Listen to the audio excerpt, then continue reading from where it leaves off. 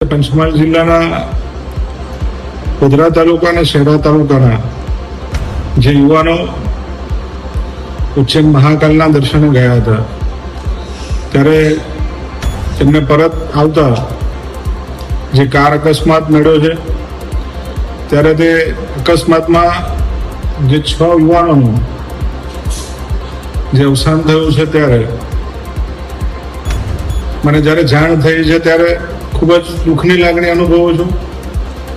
સાથે જ આ દુઃખદ ઘટના છે ત્યારે તેમના પરિવારને પણ પ્રભુ આ દુઃખ સહન કરવાની શક્તિ આપે.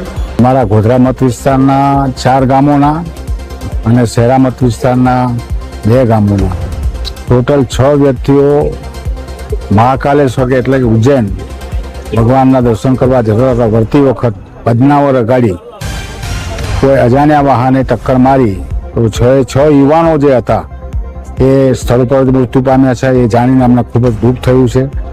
ભગવાન એમના આત્માને શાંતિ આપે અને આ દુઃખ સહન કરવાની શક્તિ એમના માતા પિતાને આપે એવી અમે પ્રાર્થના કરી.